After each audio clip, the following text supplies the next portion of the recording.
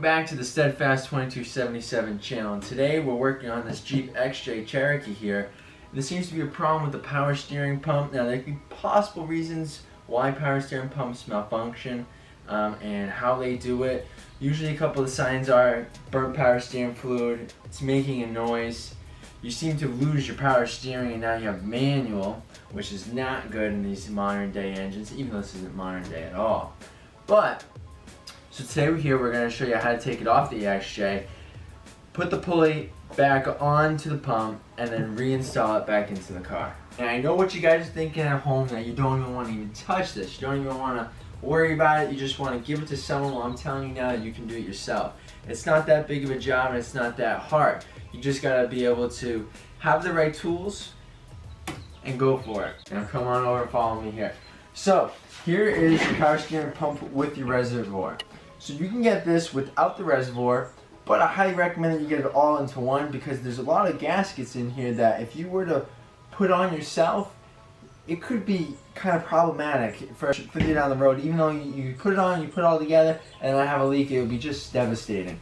So also to continue, you need to have the set right of pulley puller installer kit tool. You can go down your local auto parts store and get that. You don't even need to have it yourself in your tool inventory. You can go down, get it, rent it for free. You don't even need to get the part from them. They'll still give you the damn tool, and you go ahead and they'll help you further your install. So first things first, what you're going to want to do is you're going to take the tensioner right out. That's the screw that's right there. Once you've taken that out a little bit, or maybe even all the way, depends on how your Cherokee is, you should be able to take the belt right off your pulley. Another thing you want to make sure you do is in the beginning is drain your power steering. You can take it off from the top like a turkey baster type pump suction, or you can come down here in the bottom here in the back, which is right here on this pump. Take that off. It's held on by a rubber hose that comes all the way up to the top. You push that off and most of the power steering fluid will drain out. Once you go ahead and you do that, you can disconnect the top line here, and then you can move the pulley freely, so you can move it to get in front of the bolts that are in the front of the pump through access through these holes right here. Now once that is done, you should be able to remove the whole housing itself, bring it on over to your work table, and then disremove the pulley itself and reinsert it onto your new pump.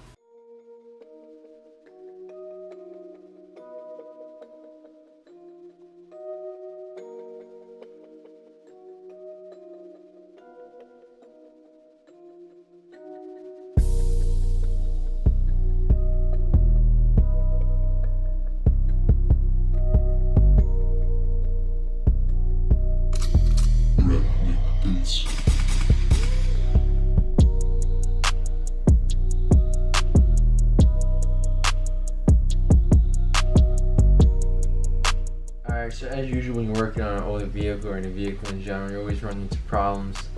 And the tensioner bolt ran into a problem where it snapped. Now you saw me at first using the impact, but then I stopped. That was just to break it free. I went to the hand tools off camera and it just wouldn't keep going. I lubricated it up a little bit, I went back at it, and the bolt snapped. So if you come take a look, what I mean is in the back of the pump, you see this long bolt, skinny bolt, and that is your tensioner bolt that you need to remove, or take out a little bit to be able to remove the belt. Now as you can tell, that is severely corroded and rusted, and it snapped maybe like 2 threads in. So I looked online, Amazon Prime next day, $8.99. We'll get back to you tomorrow with the rest of the video.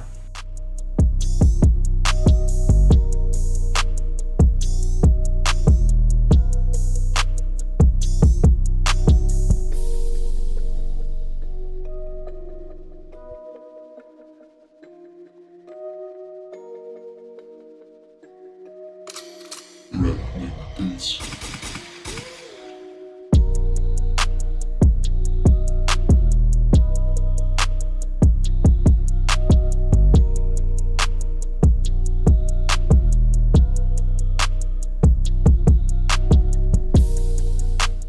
Besides that bolt snapping, we were able to get this whole thing out within 20 minutes or less. So this is what the end product is when it comes out. You got your nasty old pump. The thing that I forgot to mention was the previous owner in here put a remanufactured pump in here. You can get it remanufactured or you can get a brand new pump. Now you also might get wired for the core charge, you might not get wired for the core charge, depends on the manufacturer and where you get it. So I went with a brand new pump just because this is a remanufactured pump. I don't think it was put in that very long ago and it already shit the bed. So that's what happens. It's man-made, you know, rebuilt from a used one that was already damaged back to life. They go through it, they replace the seals, they find out what's wrong with it, and they just replace it. So I went with a brand new one right off the bat, so I didn't have any more issues with that as well. Another thing to quick mention as well is if you're having a steering issue concern on these old XJs, you only have 3 components really for the steering, for the power steering system. You have your pump, you have your lines, and you have your steering gearbox. Now the gearbox that is located right about here. Now I replaced this as it is a newer unit in the system, and I still had loss of power to the steering. Plus, whenever I put fluid in the pump, it was burning it. So I did some research and found out that once you introduce a new system in the power steering system or any other system, that the pump has to work harder because now that there's more cavities, it's not as gunked up to fill to be able to move. So I'm hoping that this will fix the issue. But what you're gonna wanna do is first come here, you take the bolt, you put it under, you close it up, take the receiver, put it under there, get a little tight. Once that's not tight, you're gonna take your wrench, you're gonna put it over here, you're gonna get a socket on top, and you're just gonna keep on going.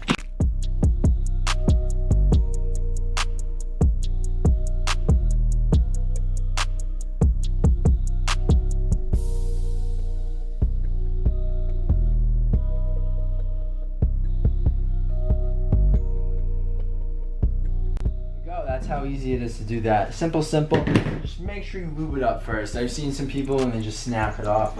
They go all ape shit on it. So be careful with that. And then once you do that, you're gonna take your pulley and you're gonna bring it on over to the new pump and you're gonna install it. And just to install the pulley onto your new pump, you're gonna take the pulley puller installer tool. You're gonna thread it right on into the shaft of your pulley. You're gonna take the 17 on top. You're gonna take a 14 on top millimeter, and you're just gonna spin the bottom. And what that's gonna do is it's gonna force the pulley back onto your pump.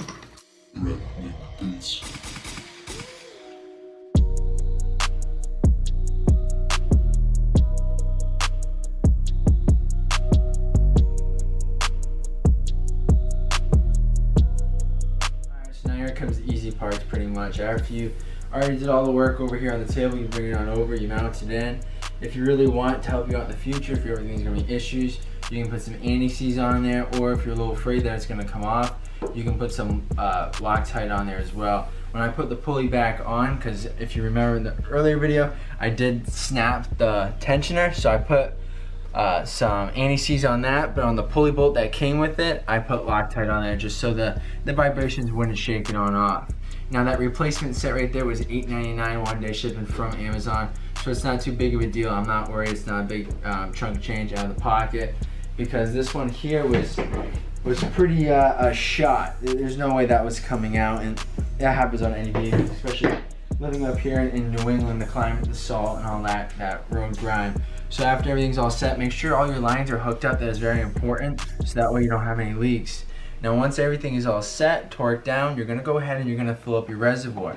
What else you might wanna do is you definitely want to bleed it. You're gonna wanna jack up the front of the vehicle. Make sure you put jack stands, of course, for safety reasons.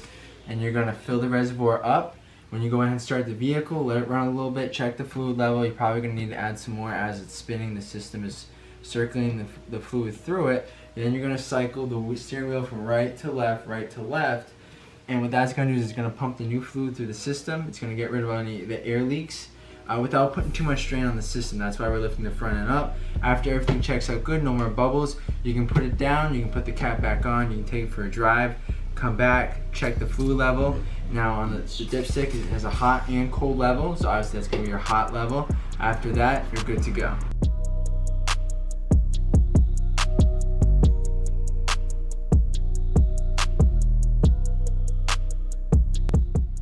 That simple. You can save money, do it yourself, have joy and pride in doing it yourself. I know I do, I'm sure you guys will too. And that is it for today's video.